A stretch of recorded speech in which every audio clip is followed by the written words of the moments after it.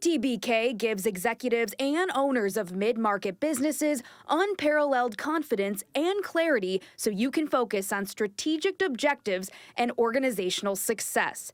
Their multidisciplinary advisors, accountants, and team members have a wealth of experience and are all available and responsive to each client to ensure the most effective advice, actions, and outcomes no matter the situation or complexity level. That experience base and one-team approach, combined with integrated and efficient way of operating, enable them to be truly proactive partners, doing the best thing for their client every time. Visit ctbk.com or call 716-630-2400 to learn how CTBK can work for you. Thank you, Heather Prusak, and welcome to the Tim Graham and Friends team. This is another edition of Tim Graham and Friends, brought to you by CTBK, CPAs and Business Consultants. I'm Tim Graham of The Athletic, here with my co-host Jonah Bronstein of Bronstein Sports Plus. Jonah, it's been a pretty eventful period with both the Bills and the Sabres since we've done our last podcast. We've both been busy little boys covering this, that, and everything. We'll talk about the Bandits even a little bit later in the show. But one of the reasons we weren't able to do a podcast, I was bogged down with a couple of stories regarding the Buffalo Bills and the Pegula family in regard to their ownership of the team.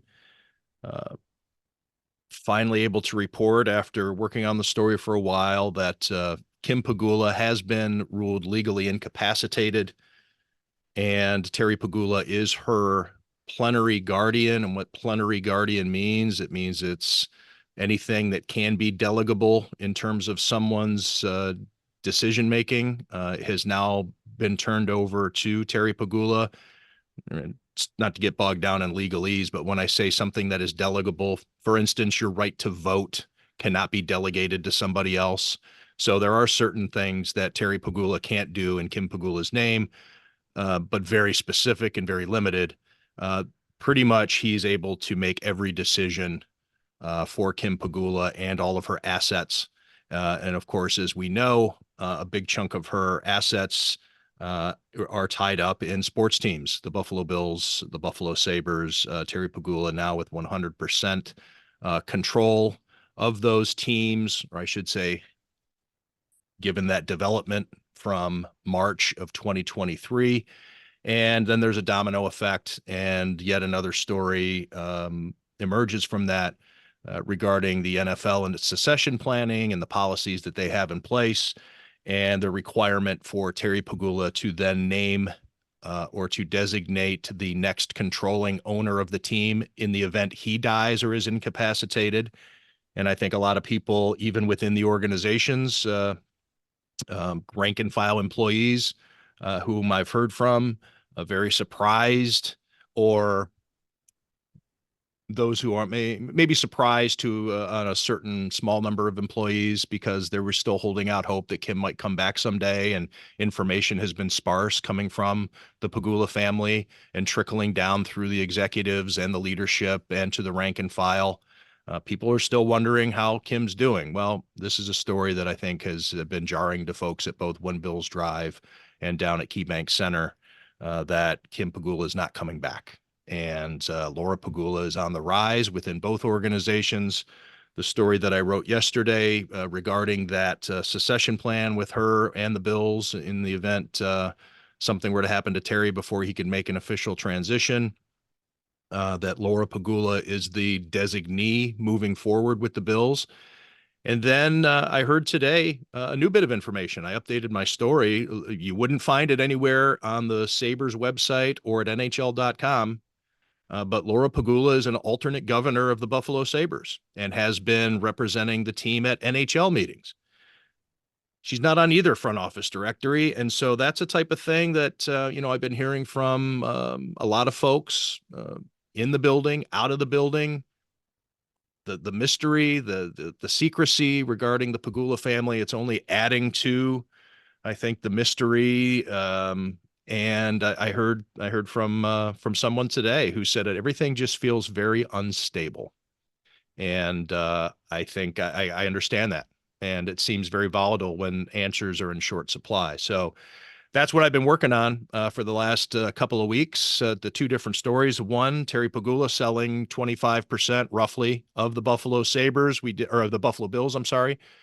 We did talk about that on the most recent podcast, but then right afterwards, Lindy Ruff is the new head coach, and the Bills have a draft, and then this story that I'm doing on the Pegula family and Laura Pegula's rise um, prevented us from doing the usual podcast schedule. So here we are. Jonah, I don't know where you want to start of all those things that you want to get into first. What intrigues you the most? Well, I kind of wanted to ask you from your reporting and what you've written so far and what you've learned about this Pegula ownership shakeup in a way. There's a lot of interesting and some of it's very sad palace intrigue going on. And if you're following the Pegula family as if they're, the royal family of Buffalo sports, or if you're a business reporter, there's a lot to unpack and a lot to analyze there. But from a sports angle, for the Buffalo sports fans, kind of what do you think are the ramifications of any of these changes, if there is anything that we'll notice on the field, on the ice, or within the sports teams? That's a great place to start, Jonah, because that's the upshot, right? People, in fact, one of the first responses to my story when I tweeted it out yesterday was, I don't give an F about one billionaire giving a piece of his team to his billionaire daughter or something along those lines. But there are ramifications. We don't know what they are yet, though. And there are a couple of things at play. Terry Pegula is in his 70s. And as we saw with his wife, who is much younger than he is, nothing is guaranteed. And that is why the NFL is so proactive regarding its succession planning procedures. I'm not as up on what the NHL requires of its teams with a succession plan, but we're talking about assets that aren't worth nearly as much. They aren't as coveted. The NFL is and way more advanced in terms of its business operations, as anyone can see. Everything from what we hear from collective bargaining agreements all down to the product that we see on television, that the NFL is way far ahead of the NHL when it comes to its policies, the way it thinks, the way it prepares its as a business, as its own little universe. And so the NFL, and I use this example in my story, in 2019, when the Denver Broncos were sold, it happened after an incredible amount of family infighting. Pat Bowlen, the owner of the team, had Alzheimer's disease, and it was progressing. And he knew it was progressing when he put the rules in place for who would take over eventually. He was still with it enough. He turned the team over to some trustees, Joe Ellis, the team's president, being among them. And they were then given guidelines to shepherd the team to its next owner. And I can get into all the little details, but the very basic surface area point was the trust was to determine among the children the best possible person who was, whether they had the proper degrees or experience, interest, the wherewithal. The trust was basically a vetting arm for this, for Pat Bowlen. And there was so much infighting and so much, there was a prior marriage and different, and that the trustees decided what was best for the Broncos was to sell to somebody else. And so it was a mess. And it was a mess, even though it was set up with the NFL's help. The NFL was kind of helping them along. They thought they had everything in place and done it properly, and for the most efficient, the smoothest transition to the heir of the who would run the Broncos, and it still was screwed up royally. So as it was explained to me, the NFL then put in some extra rules or some extra emphasis within its succession plan policies that you need to designate an actual family member with controlling interest. Now, how does this sale of the team to a limited partner affect it? I'm not entirely sure, I'll be honest, because the NFL was not helpful with me in reporting this story. They are incredibly secretive when it comes to ownership, bylaws, requirements. I mean, they'll give you the basic stuff like, It used to be you weren't allowed to own another sports team in a different market, or they'll give you some of that stuff. But in terms of the nitty gritty, what goes on when these other 31 teams need to approve the next owner or vet who they want to join their club is all pretty clandestine. But as it's been explained to me is that the NFL felt lucky in the Broncos situation that Joe Ellis was the adult in the room, and that had Pat Bowlen not included somebody like Joe Ellis in his trust, that it really could have gone sideways. It really could have turned into an embarrassing sequence of events for the NFL and its owners, its fellow owners. And that is what they're ultimately trying to do. Well, they ultimately are making money, but I think that the number two mission of the NFL is to protect its 32 owners, or 31, and then the Green Bay Packers. They circle the wagons way better than the Buffalo Bills or Chris Berman could ever dream. So the NFL just needed, they want you to have that designated family member to handle the transition in that period, in that synapse of previous owner can no longer make the decisions, which we see, and to the next official owner, whether it's going to be whoever owns this chunk of the Bills and maybe has right of first refusal, or maybe Terry Pegula says, my kids are all going to get the Buffalo Bills in equal percentages, and I have designated Laura to be the one who has the extra 1% or the controlling hammer, whatever that wishes are. There is still a period in which you need to get from the previous owner to the next owner, and that the necessity for Laura Pegula as the next the designee is required in that regard.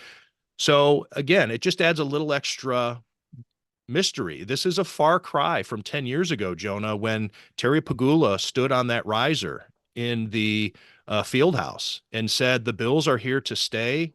And his reasoning was very sound. He wasn't lying. The Bills are here to stay because he said at that introductory news conference, I'm going to give these to my kids someday. Well, his wife was vibrant and alive, and obviously with the age difference, 18 years, I think it is, when Terry could no longer run the teams anymore, his wife would be the one to run them until the kids are sufficiently ready to do it themselves. And you remove Kim and everything changes immediately. Then you take a look at the skyrocketing values of sports. When the Pegulas bought the Bills for $1.4 billion just 10 years ago, it was a record. The record has since been broken with every subsequent sale. The Broncos broke the record. The Washington Commanders most recently broke the record at $6.05 billion. Stephen Ross, just yesterday or the day before, there's a report out there that he turned down $10 billion for the Miami Dolphins. Now that includes a stadium, and he has an affiliated a Formula One race involved. So that's baked in there a little bit, but $10 billion Stephen Ross turned down for the Miami Dolphins. He's also doing something similar with Terry Pegula. He has now bypassed his wife as the next controlling owner and is designated his daughter. And I know I'm going on and on here, Jonah. You work on a story and this stuff just kind of falls out your mouth after a while. But I will say that I think Forbes's average price is somewhere around $5.1 billion. That's their valuation or their estimation for an average NFL team. So, okay, $5.1 billion. The Bills are obviously at the bottom end of the team. So maybe let's say they're at 4 or 4.5. This is a team that Terry Pegula couldn't have, maybe he could have envisioned it, but it's a lot different to transfer a $1.4 billion asset to your children than it is a $5 billion asset to your children. And that's just where the number was when Forbes did its valuations back in December. Who knows what that's obviously going to go up as the broadcast deals go up, as new revenue streams are found and tapped into, like gambling, who knows what's coming next. So anyway, it's So what's going to happen next? We don't know, but there is more uncertainty than ever as to what will happen and who will be the one deciding what happens. A lot of this would be rather normal and less newsworthy if Laura Pegula was the only child of Terry Pegula or had been the oldest child that had always been around and always assumed to be the one to take this role, and especially with her business acumen and experience in the oil business. But the mystery seems to come from her coming out of the shadows a bit and not being a public facing person involved with these sports franchises for many, many years, but becoming more and more part of the ownership group or the leadership on the masthead, if you will. Not on the masthead. Well, but that's the thing that makes it even more intriguing. She's doing all these things and she's not named anywhere. She's not in the directory. She's not on the team website. And yet she owns equity, or she has some equity in the Bills and is an alternate governor of the Sabres. And yet she's nowhere listed. Right. So maybe that's the wrong analogy, but I mean, what would you say? She's showing her face a lot more often in owners' meetings. She's around and people have been noticing. Obviously, she was the only Pegula child at Lindy Ruff's introductory news conference. She was standing on stage for the photo op, helping hold up the number 24 jersey in front of Lindy Ruff and her father and Kevin Adams. Yeah, and sitting front row next to Pete Gwelly and seemingly being a decision maker and a power broker, just from the appearances of where she was standing and who she was walking with and things like that.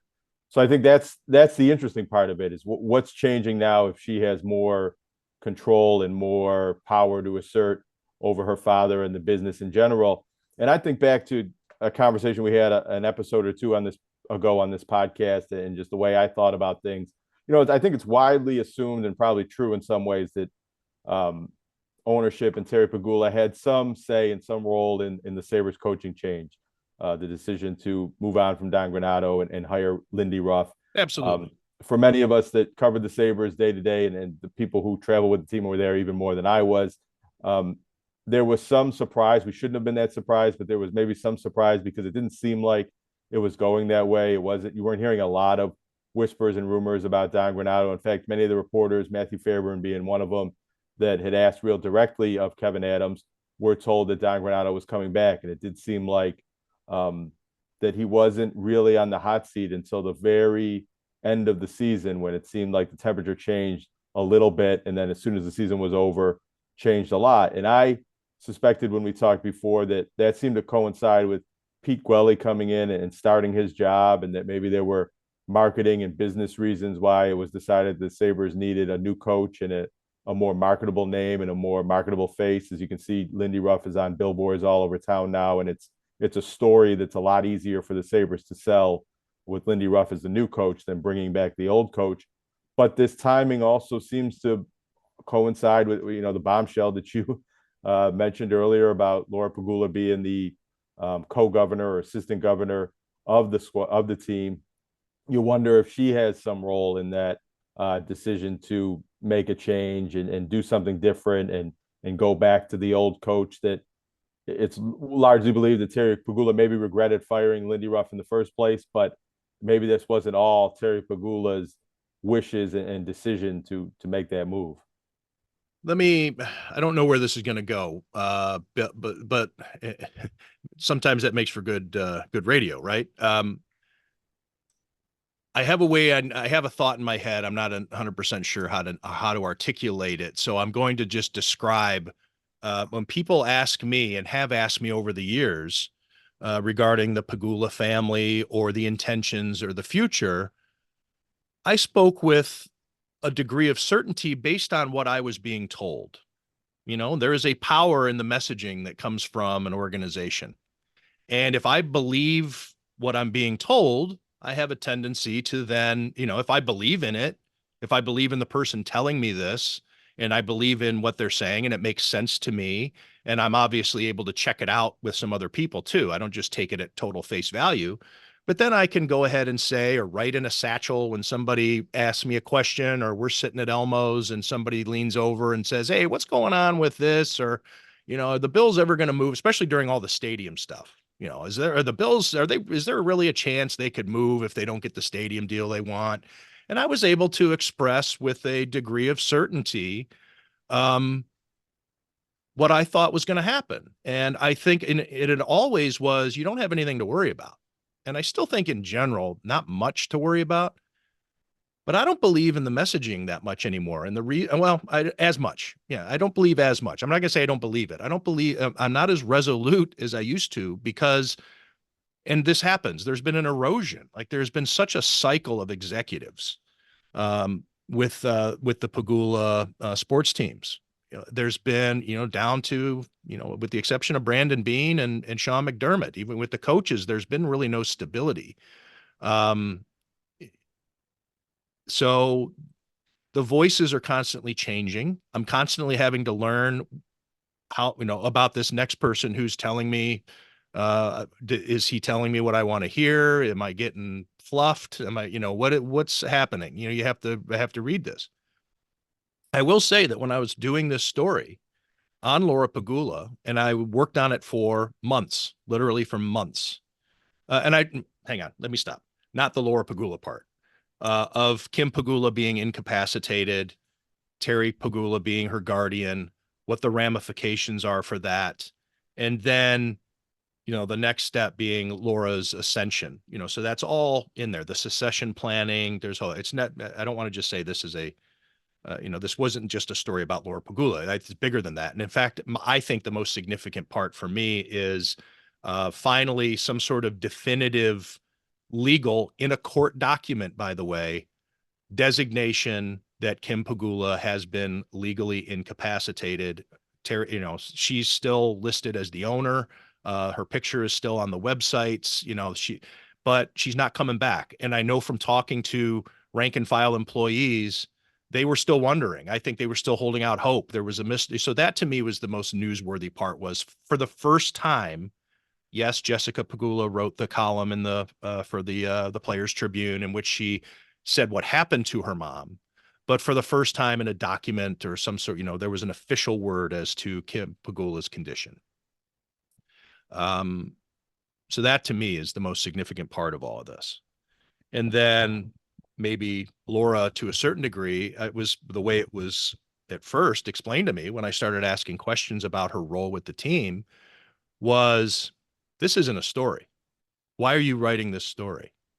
This is not, she has I don't even see her around here. When we're in meetings, I never have a sense that Laura Pegula is making a decision. Okay, well, that was a bit of information early in the process. And then as time goes on, I keep learning that she's involved in this meeting and she's involved in that meeting, and she's she's at the owners' meetings at Roger Goodell's State of the League address on the first night of the owners' meetings in March. Laura Pegula was the only Pegula in there.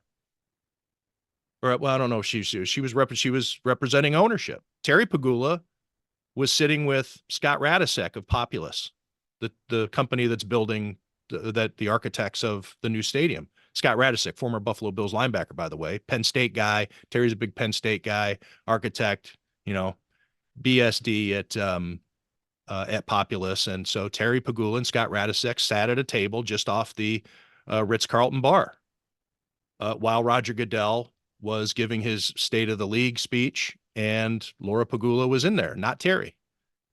How do I know? Because I was sitting 10 feet from Terry while the State of the League meeting was going on. I was not at a table near the bar. I was at the bar. But hey, you learn things at the bar sometimes. But I kept being told Laura's got no influence, no involvement. And then we come to find, she's at Lindy Ruff's news conference. She's involved in this meeting. She's involved in that meeting. She's an alternate governor, which I just found out today because the NHL website, doesn't update this stuff. I finally reached out to the NHL and they confirmed it. She's an alternate governor. So I'm starting to wonder, if you're going to tell me that she has no involvement and this is all trivial and this is not a story, which is something that you want to do when you don't want a story to be told. Jonah, we've both gone through that process, right? When you go with something that maybe is inconvenient and somebody tries to convince you that it's not worth your time to even bother with it. Well, now I'm starting to wonder, what else?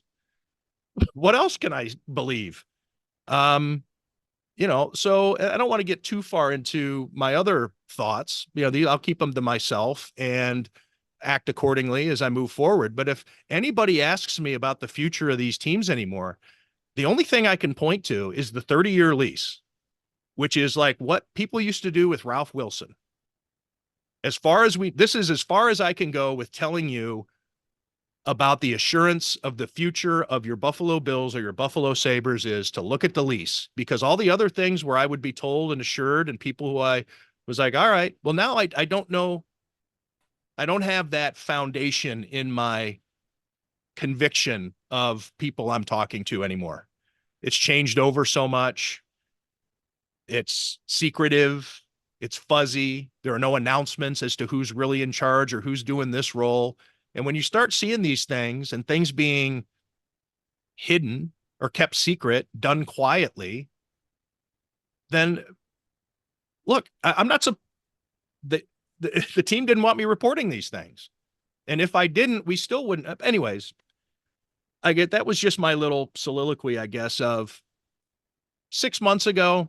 I felt like I could probably answer any question with a strong degree of confidence regarding business type stuff and the future of this or the future of that.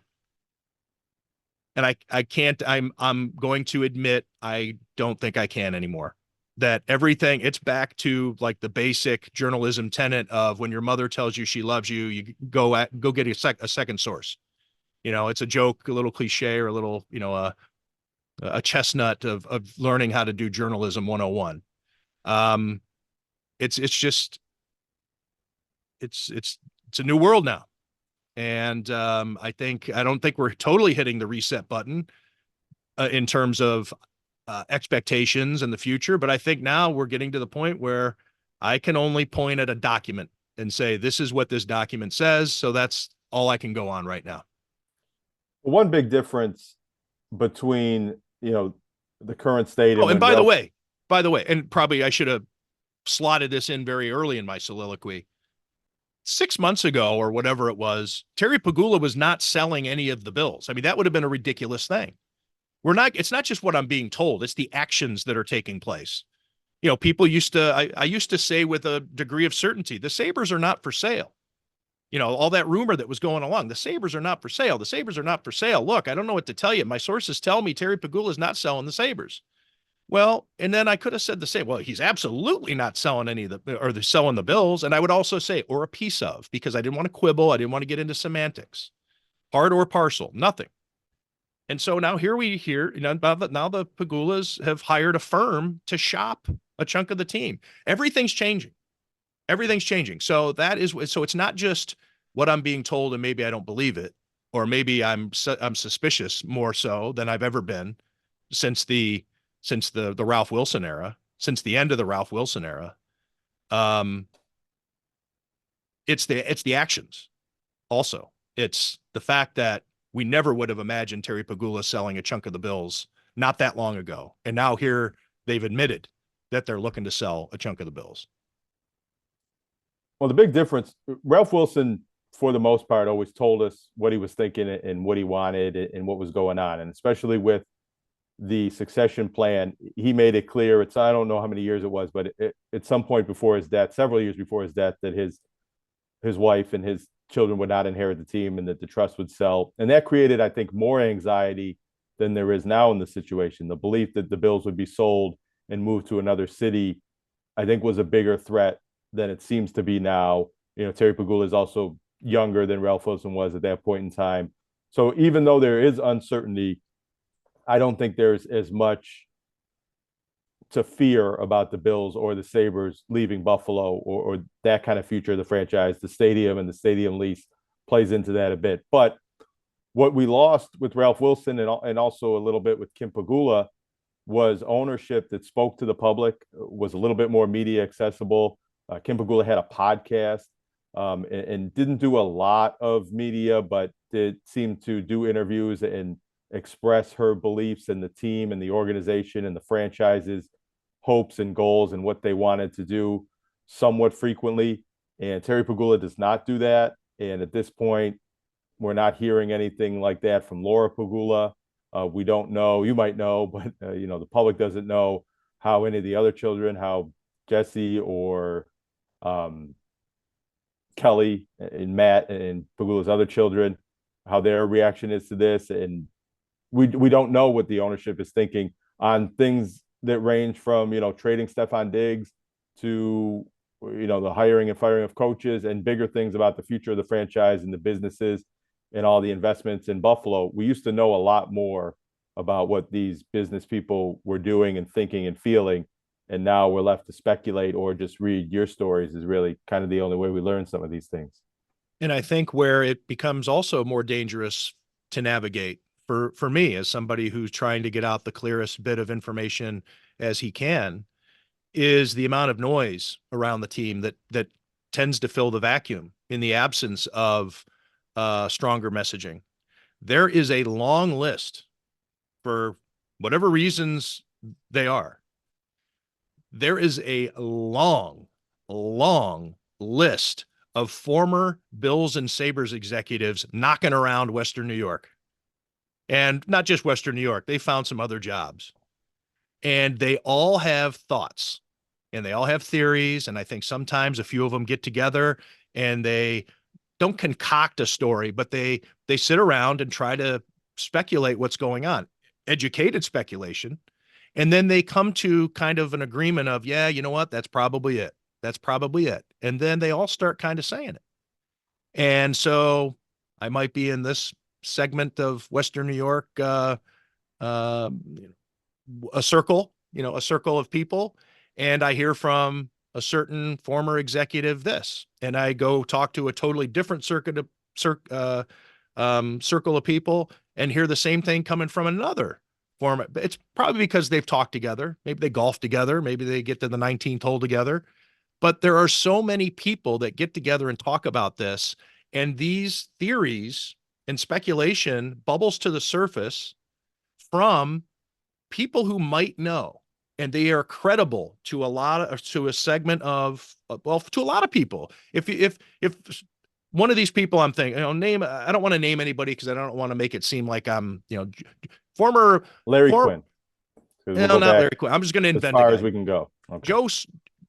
Joe Johnson, former Bills, former PSE executive Joe Johnson comes walking into the bar, and you're having your wings, and he sits down. He's like, "Hey, man, good to see you. I haven't seen you in months." Yeah, it's true. We haven't seen each other in months. I haven't sent you. Hey, well, this is what I'm hearing. I'm hearing this. Well, Joe Johnson has sources, and Joe, there's all so these things, or it's not to Tim Graham, it's to somebody else. It's to a lawyer in town, or a prominent accountant in town, or a certain politician in town. And it starts circulating that's what fills the vacuum. And so, a lot of these things come across my transom and I filter them out, and usually probably 1%, I'll take it forward and say, hey, I'm hearing this. Is there any confirmation to this? Or I'll check into it. Most of it I just absorb as, yeah, that's interesting. That's interesting, because I know that there are so many agendas. There's so many different people out there. You're talking about a lot of people who've been fired, so there's a lot that I need to filter and process. Most of it will never see the light of day, even in terms of me asking somebody of consequence to confirm or deny it. But it's out there in this market a lot. And you also have two other companies that add to this because they are people who might know. Former New Era people, former Delaware North people, everybody, or current for that matter, everybody's got enough juice to possibly be true. And so that's the thing that, again, I'm not bemoaning this as a journalist. I'm saying that there are a lot of people in town, and this is how strong rumors get started and are tough to deal with. And the Bills and Sabres know that these rumors are tough to deal with. And Terry Pegula absolutely knows these rumors are difficult to deal with. And yet they still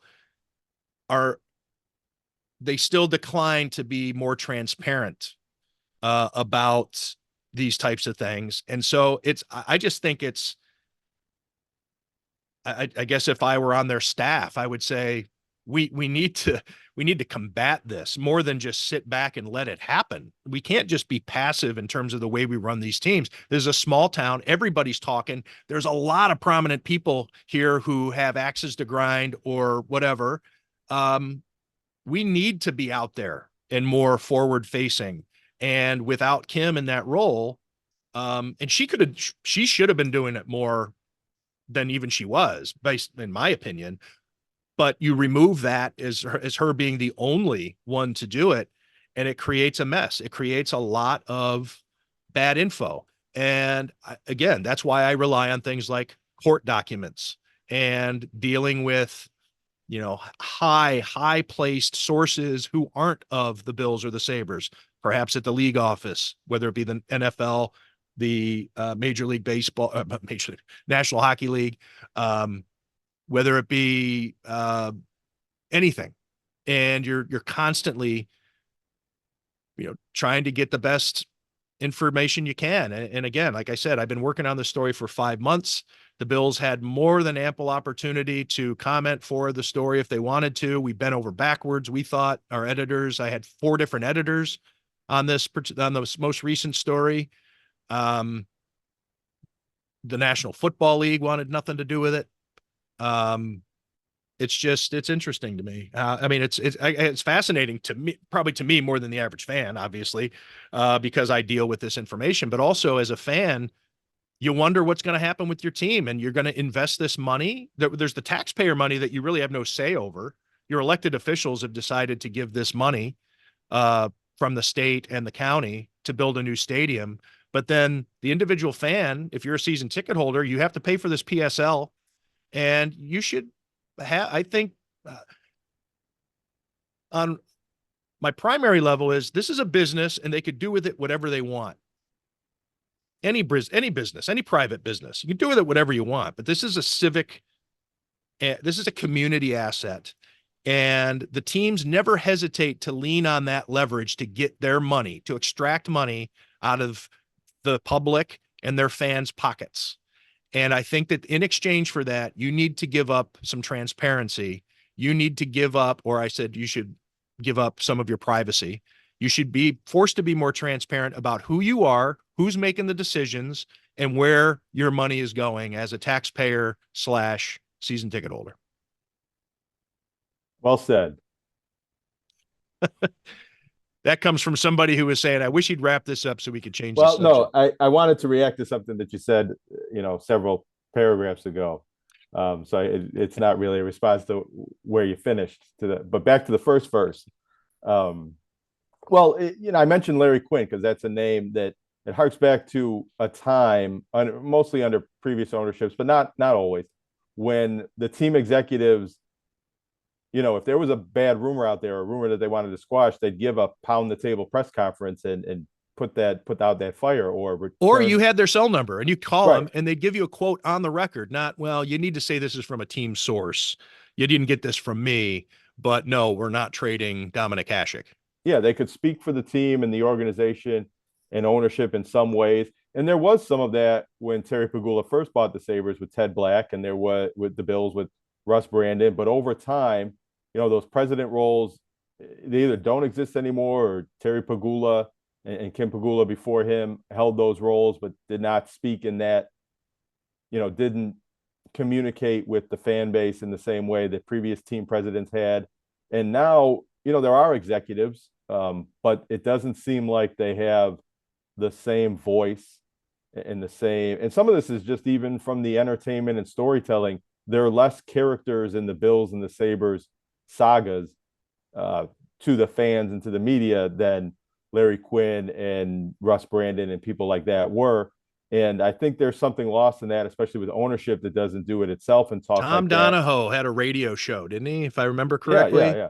Well, I was going, but he was team president, so he's a good example. But not Doug the general Moss. manager. Yeah, Bill say they're loaded with these people. But yeah, you're right. They've evaporated. Pat LaFontaine, you could imagine him having.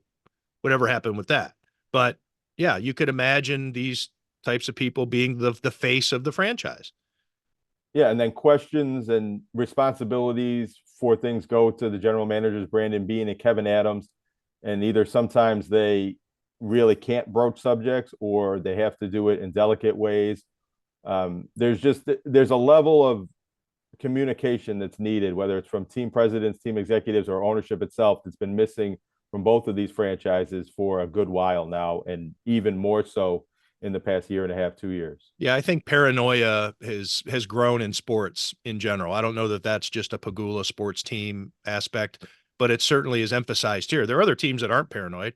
Jordan Rodriguez, who covers the Rams for The Athletic, just put out a year-long piece that she did on scouting, in which she was allowed to shadow the scouting department on college visits and working out players. I mean, this is something that is just not done. Bill Belichick let Michael Holley sit in.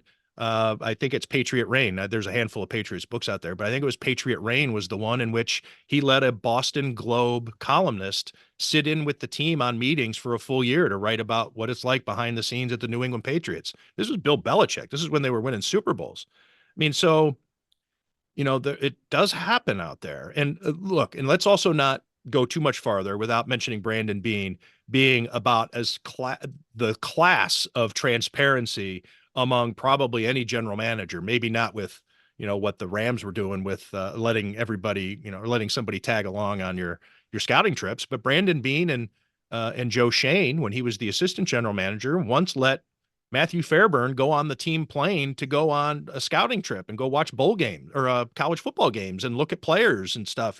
They've been open. But that's Brandon Beane. And when it comes to other things, I mean, that's football operations. Brandon Beane should not be talking about, for instance, Takeo Spikes being pissed off at the way the Bills are treating the alumni. Brandon Beane was the only person who could talk about that last year, if you recall. That was a story that went viral, a photo of Takeo Spikes that I thought was irresponsible on Takeo Spikes' part. It was misleading. But the follow-up story, it was Brandon Beane who had to handle it. This guy's trying to win a Super Bowl. He shouldn't have to worry about this bullshit, but there's nobody else to do it. Terry's not going to talk about it. Who would have talked about it? They didn't have a COO at the time because John Roth had been fired. So who's going to do it? Well, it's got to be Terry, or it's got to be Brandon Beane. And so, yeah, 5 stars. Brandon Beane, best executive I've ever worked with in terms of accessibility, transparency. He deserves high praise. He's won NFL awards for it, the Good Guy Award at the league level, all that type of stuff. Bends over backwards for you. Well, never turns down an interview.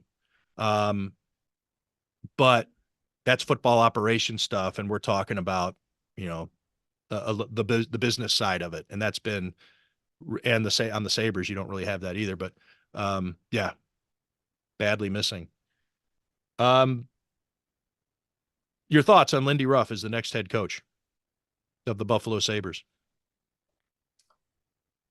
I mean, I might be more interested in your thoughts, having covered him and know him a lot better than I do, and what you think the changes that he'll make with the way he coaches the team. And also, maybe this is a better discussion off the podcast, but this is the kind of thing we talk about on this podcast, what it's going to be like covering him and the differences between Lindy Ruff and coaches that have succeeded him and that I've covered, because I didn't cover the Sabres back before Lindy Ruff was fired 11 years ago. But initially, my reaction was somewhat surprised, and the same with Don Granato being fired. Shouldn't have been surprised. I didn't get the read from Kevin Adams from the press conference that this was already the move he wanted to make and it was decided. It seemed like he was resolute in looking around and finding his guy and the best coach. And maybe that is what he did. And maybe he did talk to double-digit candidates in 5 nights and find that, Did you find, like, as soon as those words came out of his mouth, he was automatically like, oh, shit. Because the next words out of his mouth were, I was taking calls as soon as that press conference was over, and I was taking them late into the night and early in the morning. Man, because you're doing the math. You're like, you interviewed two people a day at least. I thought that was funny. Yeah, it really, and this is my analysis, not reporting anything concrete that I've heard, but it really does seem at this point like this was decided, maybe even before the season ended, but before or right around the time that Don Granato was fired, that Lindy Ruff would be hired as the next coach. and that maybe a coaching search wasn't necessary. Kevin Adams, at his initial press conference, made it sound like he was going to go on a coaching search, although he did drop some hints that maybe it wouldn't be a wide net, that he kind of knew a few names. And, maybe he did want Rob Brindamore and found out that wouldn't be possible. And then he circled his way back. There's also been somebody tweeted that, they talked to Craig Berube and he didn't want to, discuss the job with the Sabres. So maybe they got some rejections and went to Lindy Ruff because they knew they weren't going to get rejected by him. All that said, I think it's going to have a positive effect on the team and the development and where this roster is and the youth and what it needs. And there were so many times, I think, in previous seasons where you'd almost say it kind of in jest. You'd be like, oh, what would this be like if Lindy Ruff was coaching this team? How would this player be used, or how would that game, how would they have reacted to that player? How would things go with Lindy Ruff as the coach? And it was thought of like, well, that can't happen because he's the coach of the New Jersey Devils, and that last year they're having a good year. And it actually, although you did report that he interviewed in 2019 when they hired Ralph Kruger, this reunion could have happened sooner. Other than that point in time, my source on that, by the way, was I think I said it. That was not like a league source told me that Lindy Ruff interviewed for that job that Ralph Kruger got. Lindy Ruff told me, and I think I was interviewing him for another story. And at the end of the call, I'm like, did you interview for that job? And there was no like, hey, this is off the record. In fact, Lindy Ruff doesn't do off the record, which is pretty cool. I think he's one of the only people I've ever dealt with. He's like, I asked him one time, I'm like, if this, you want to say that, I just want to ask you a quick question. If you want to keep it off the record. And he's like, there is no off the record. I was like, all right. And so, yeah, Lindy Ruff himself is the one who told me he wanted that job. Didn't get it. He was he was a little upset about it. So it's a good Buffalo story. I think more fans than not like having Lindy Ruff back in the Sabres fold and like the reunion aspect of it and, the nostalgia, even though Kevin Adams has been very adamant in trying to say that didn't play much of a role in bringing back Lindy Ruff, but from the marketing and storytelling and ultimately ticket selling and getting the fan base excited, that nostalgia is very important. You can see it in the videos that the Sabres social media team is promoting, and they put him in the black and red jacket. He played and coached teams that wore blue and gold, but he's very strongly identified with those really successful teams, 99 that went to the Cup final and 06-07. He's with all the wardrobe changes, right? Yeah, the slug, even the slug teams, he coached those too. So there's, if this is like a movie and you're casting characters, Lindy Ruff is the best coach to bring back, as a recurring character and a former star. And he played here, was a team captain, still lives here. There's a lot of reasons why Lindy Ruff was the best choice to be the new face of the Sabres, which this franchise really needs. Even with excellent players, none of those players, I think, have really emerged from a personality standpoint as the face of the franchise. They didn't have that since they traded Jack Eichel. Don Granato was kind of that face of the franchise because he spoke so often and was very accessible, but they didn't win, and he wasn't a big star of a coach to really succeed in doing that. And maybe that's part of the reason why, they haven't been filling the building. There's a lot of reasons why they haven't been filling the building, but I think Lindy Ruff being the coach helps in that regard. And I do think he's going to have a positive effect on the team on the ice, especially where they are at, where a lot of players are at in their development curves and their age. I think it's a good situation for Lindy Ruff because this team, I think, is set up to succeed next year, regardless of the coaching. But his coaching style is what a lot of these players in this group needs right now, maybe with a few roster tweaks, but all of the things that we've wanted, a more aggressive forwards and better structure on defense, Lindy Ruff is going to bring. But not to knock Lindy Ruff, because like I'm saying, I do think he's going to lead them to the playoffs and take this team to that next step and succeed here in that regard. But Lindy Ruff got fired by the Sabres 11 years ago for reasons. And Lindy Ruff was fired by the Dallas Stars 4 or 5 years ago, whenever that was, and most recently fired in season with 5 years left on his contract by the New Jersey Devils for reasons. And you'd have to look back and talk to a lot of people to figure out if that's a pattern, if it's the same reason why after a certain number of years it stopped working. And that's the NHL. They make coaching changes quickly very often. But you wonder if is Don Granato was probably the right coach for that past moment in time with the Sabres to get them from the bottom where they were with the losing streaks and Jack Eichel wanting to be traded and holding out basically to where they were, almost being a competitive team and being almost in the playoffs. And now Lindy Ruff seems like the right man for the job of getting them to that next level of in the playoffs and, somewhat return to glory. But I wonder if he's really the right coach to try to win a Stanley Cup. And with all the young players and the assets the Sabres have, there is an opportunity to be a championship team if the right moves are made.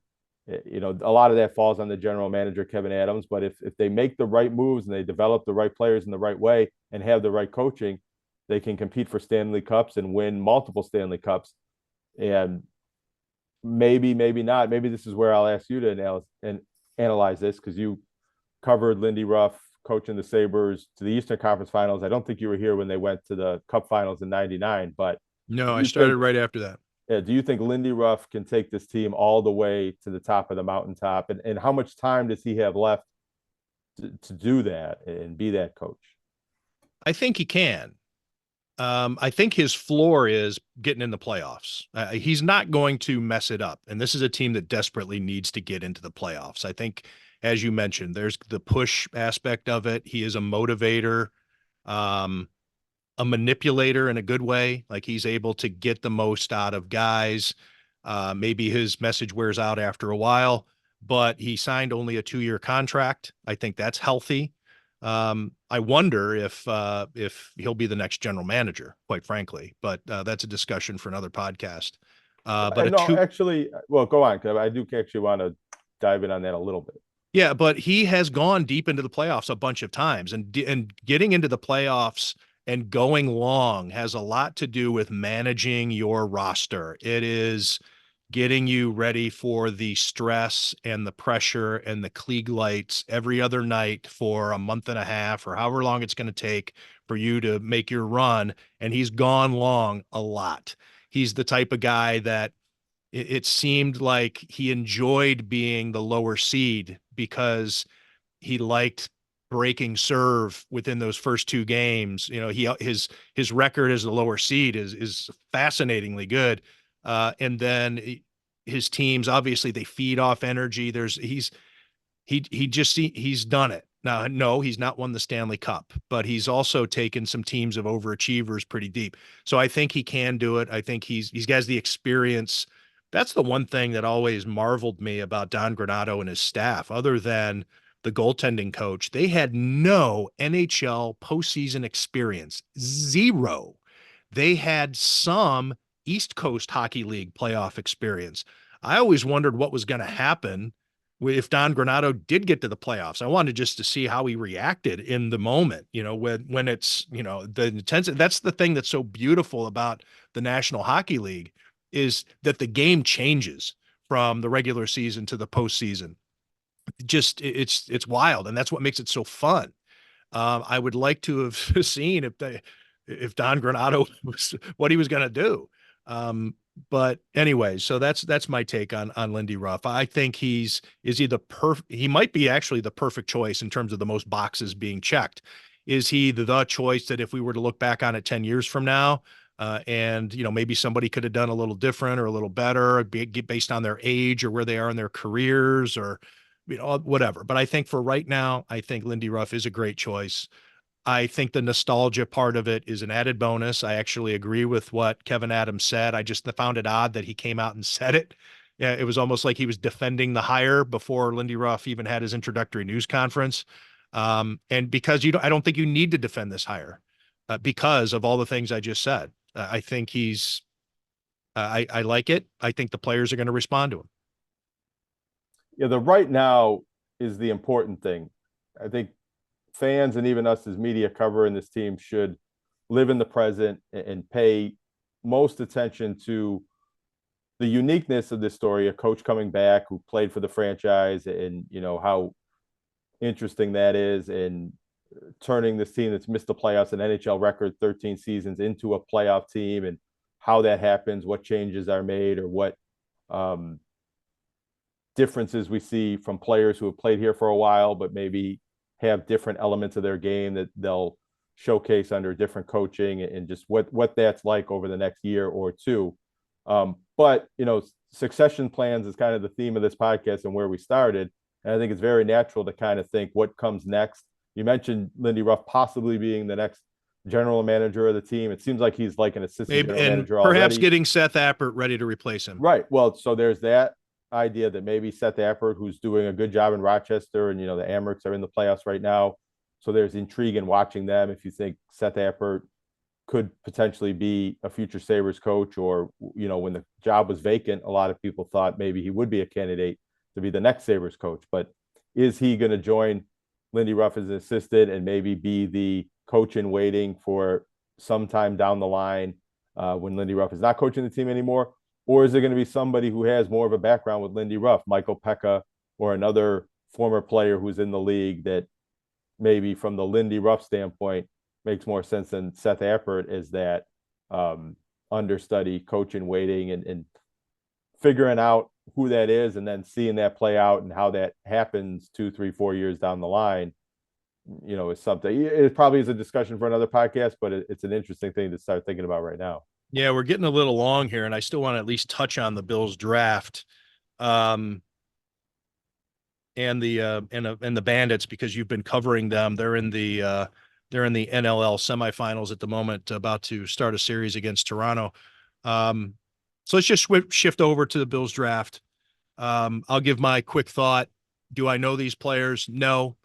I'm not a huge college football guy. I'm not a film guy. I'm not going to pretend to know that this guy is the right fit or the worst fit, or any of that shit. I will say, though, I like the Bills' approach to this draft. I even said it on the Buffalo Kickoff Live show. My prediction as to what the Bills were going to do in the first round was trade out of it. And the reason being is that Brandon Beane, a week before the draft, at a news conference, said that he did not have 28 first-round grades on players, and that was where the Bills were picking, 28th overall. Therefore, if a first-round pick doesn't have the value of a first-round pick, trade it, so that way you can get the value and other things a little further back. So Brandon Beane ends up trading with Carolina to move back to 32, and then trades with who had the first pick? Was it Chicago again, or who's pick they get? Whatever, 33. Carolina, I'm sorry, yeah. Carolina. Oh yeah, Carolina was the second trade. Kansas City was the first trade. Right. Oh, of course. Because of the Xavier Worthy, we got so that drama. I'm sorry. So let me rephrase, just so I'm going to speak it again, so that way hopefully I remember and say it properly. So the Bills trade from 28 to 32 with the Kansas City Chiefs, and then trade with Carolina to go from 32 to 33 to have the first pick of the second day of the draft, and gathered more assets. And I heard someone say, I was listening to WGR one day, and I can't remember who said it, and I thought it was spoken very well. I don't want to say the wrong analyst, but anyway, they had somebody on the air who mentioned, don't look at it as maybe losing out on Xavier Worthy and necessarily comparing Keon Coleman to Xavier Worthy. You got Keon Coleman and Dwayne Carter, the defensive tackle from Duke. You didn't just move back and maybe lose a guy and whatever he's going to look like having Patrick Mahomes throwing him the ball. He's probably going to look decent, but you got additional assets. That's the whole point of trading back. So I think that the Bills got a receiver that they were happy with, plus other things, Dwayne Carter being the headliner.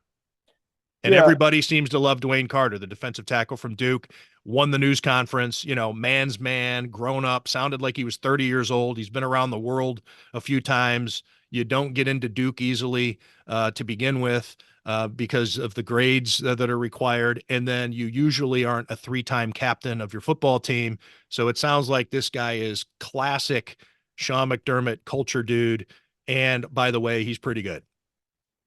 Yeah. I mean, that's always the exercise and the justification you can do when trading back. You always get more assets. So there's always extra players, and it's this player plus that player. It's the same logic that, I know there were multiple moves involved in this, but in a sense, the Bills got Josh Allen and Tre'Davious White for trading away the pick that went to Patrick Mahomes. And for many years, it seemed like, that was a good trade for the Bills. Now with Tre'Davious White no longer on the team, and Patrick Mahomes has 3 Super Bowls and beaten the Bills in the playoffs as many times as he has, You wonder if, that makes the same sense as it did 2, 3, 4, 5 years ago if you made that argument. But I think the risk is, like, I do think the Bills played this right. If Keon Coleman was the guy they wanted, they actually played it perfectly, being able to trade down twice and still get the receiver that we assume, if they couldn't made a trade, that's who they would have taken at 28. But, it wasn't just Xavier Worthy. And if Xavier Worthy burns the Bills in a playoff game, I think it's going to sting a lot for the fans and the team itself. That, they had that opportunity. Patrick Mahomes is a quarterback we could have drafted. Xavier Worthy is a wide receiver that they could have drafted. And these are the guys that are beating the Bills in the playoffs. Maybe that won't happen. Maybe Xavier Worthy will be a bust and the Bills will look brilliant for the moves that they made. But there were 3 receivers taken before the Bills picked again. And Keon Coleman was, I think, the 8th receiver drafted. There's 7 in the first round. He was the 8th receiver drafted. That was the Bills' biggest need. And it was a wide receiver deep draft. A lot of people thought they were going to trade up for a receiver and get one of the top 3 or 4 receivers in the draft. They end up getting the 8th receiver. They better be right. He better be as good or better than many of the receivers they were taken in the first round, because there were an opportunity to get a very good receiver, and they let the entire league, the entire round of the draft, every team in the league decide that 7 other receivers should have been drafted first, and then they picked the 8th guy at the top of the second round, and you look brilliant if he turns into a first-round caliber receiver, and you also get Dwayne Carter out of that deal, and everything works out. But I think you look stupid if he's not as good as really not any of the receivers in the draft, but any of the receivers that they could have had in the 20s. They passed on that. I mean, unless Dwayne Carter's an all-pro, and then you say, hey, it worked out in the long run. And I like Keon Coleman. Well, he doesn't have to be an all-pro. Well, no, but I mean, if he Dwayne becomes Carter is the superstar and Keon Coleman's the bust, maybe that makes the trade work out. Yes. Maybe. I just to put a point, I think to emphasize what you're saying, I don't even know. Well, all right. So I'll lay it out and you can decide. As I was talking, I was giving my effusive praise to Brandon Beane earlier. I was asked this by someone. I did a speaking engagement with Josh Reed, Channel 4 sports director Josh Reed at St. Andrew's Church in Kenmore earlier this week, and was asked. Never been there. No. You should go. You should go before they close it, because it's on the verge. It's on the list. But I was asked about something about Brandon Beane, and they were asking. They were like, "What's it really like, with the media and dealing with these guys and stuff like that?" And it came out as part of the discussion that Brandon Beane does not lie. I've never caught Brandon Beane telling a lie, even a fib, like guys do in sports, to smokescreen, deflect, all these other types of things. And when you ask, especially, like when he's talking about what they may do in the draft, he speaks in hypotheticals and things like that. But when you ask him a question, I've never gone away or 2 weeks later found out, hey, that man he jerked me around. Like I asked him a question about that. He told me no. And now that it came to be, like all that stuff, which happens so often, as we were discussing earlier. And I asked him when he came down to talk to us after they drafted Keon Coleman. He came out to speak for a few minutes before then returning to the draft room so we could get started on Keon Coleman coverage, him being the first pick. And I asked him, because he had said the day before we were ready to pick at 32, and Carolina offered us a deal to move up. We took it, but we were ready to pick at 32.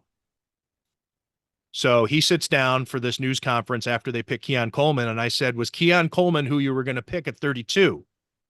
And he said, we had a group of players there that we were looking at. If Keon Coleman was who they were going to take at 32, Brandon Beane would have said yes. So that to me was him saying they would have taken Leggett, or whatever. But again, they had a group of guys. Maybe Coleman would have been the pick if they got no offers at all. Maybe it was Coleman. Maybe it would have been Leggett. I don't know what. But I just think I thought that was interesting. And that kind of plays into, they had a group of dudes that they were happy with. But if somebody's going to come by and give us some extra draft picks, we're going to take it. And that's what they did. And that's smart. That's smart football, smart roster management, I should say. Just last point on the draft. Again, I don't know these guys, but you take away from people you trust, people who you talk to, or they have a strong opinion on somebody, people who's has high credibility. I was really drawn to the Bills draft room reaction to getting Cole Bishop.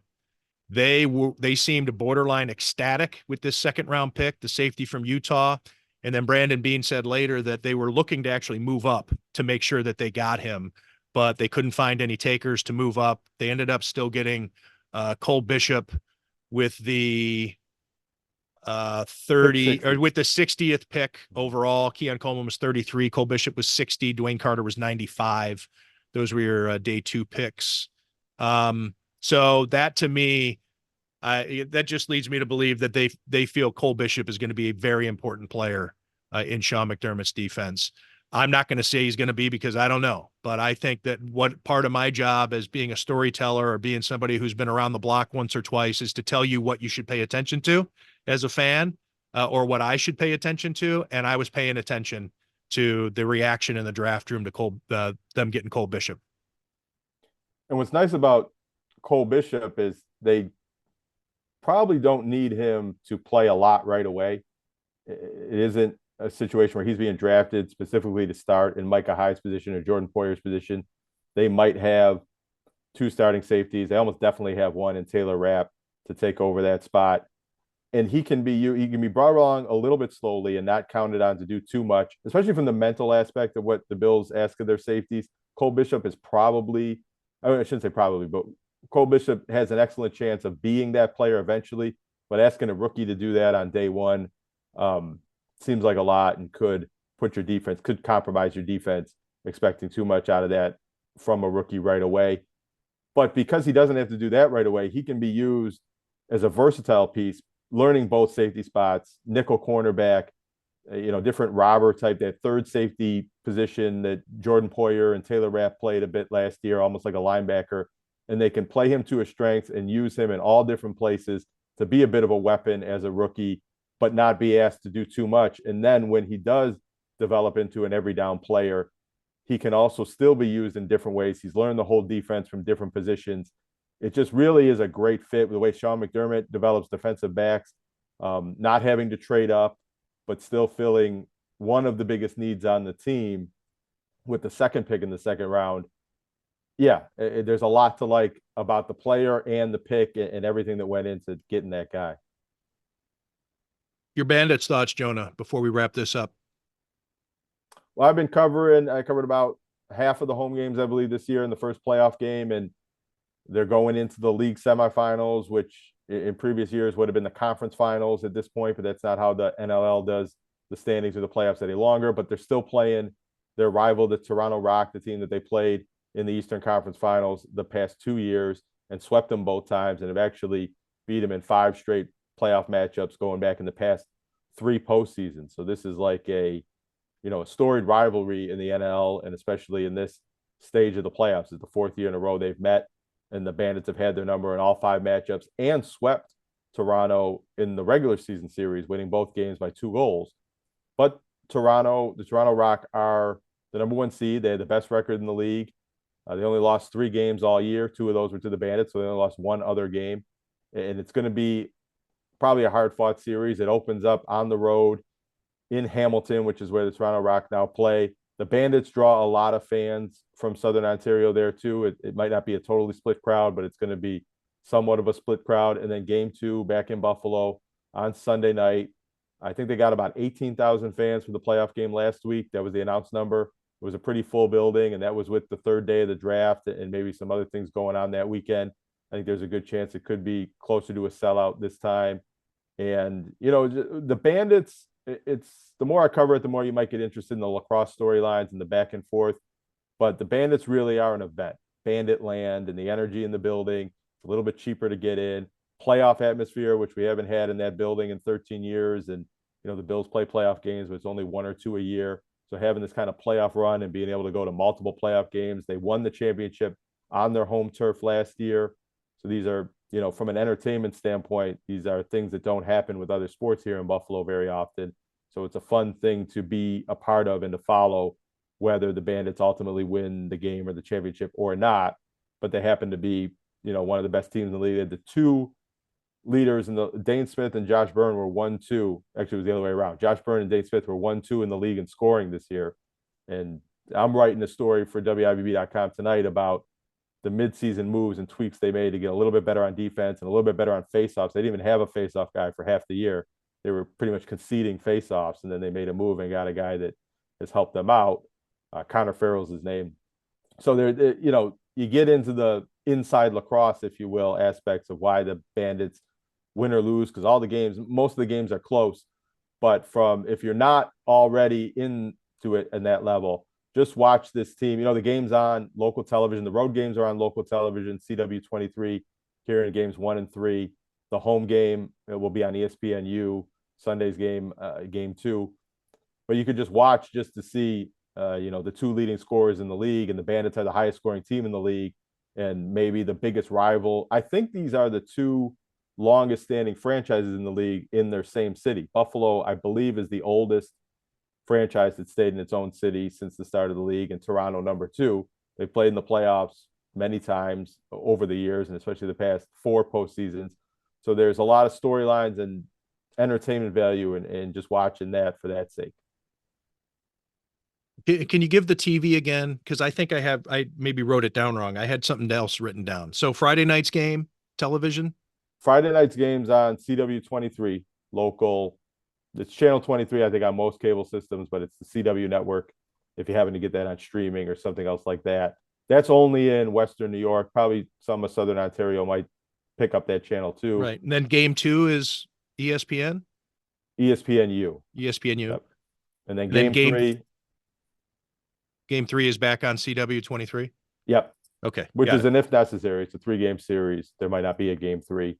And then for people outside of Buffalo that can't get CW23, all the games are on ESPN Plus. And if you're a Canadian listener, TSN Plus, and I think TSN Television, I don't know that detail, also has a game. WGR Radio, they do the game as well. Do you go up to Hamilton tomorrow for game 1? I'm not going up for game 1, but I think that if it goes to game 3, deciding game that has not been decided yet, but that might be something that we travel to cover, because it could be the last game of the season for the Bandits, or it could be the game that they win and then move on to the championship finals. And it's on your air, or Next Star Air, I should say. Yep, where the rights holders do get, at least in the home games. I haven't covered any of the road games, but in the home games, WIBB News 4 gets a little bit of, not extra access, but closer access. We get inside the ropes a little bit when these games are being broadcast on our air, which is, good for me. Jonah, thanks for this. This is a long podcast. If you hung on this long, thank you. Please remember. It's a double issue. It's like the Sports Illustrated swimsuit issue. We didn't have one last week. And we got to throw some sports stories in there too. Please subscribe, like, comment, do all the things, rate us, whatever you're allowed to do on your platform of choice. Click those buttons. It helps us get out there to a wider audience and do our thing. And we're grateful, as always, to everybody for listening to Tim Graham and Friends, brought to you by CTBK. And we'll be back sooner for the next episode than we were from the last episode. CTBK gives executives and owners of mid-market businesses unparalleled confidence and clarity so you can focus on strategic objectives and organizational success. Their multidisciplinary advisors, accountants, and team members have a wealth of experience and are all available and responsive to each client to ensure the most effective advice, actions, and outcomes, no matter the situation or complexity level. That experience base and one-team approach, combined with integrated and efficient way of operating, enable them to be truly proactive partners, doing the best thing for their client every time. Visit ctbk.com or call 716-630-2400 to learn how CTBK can work for you.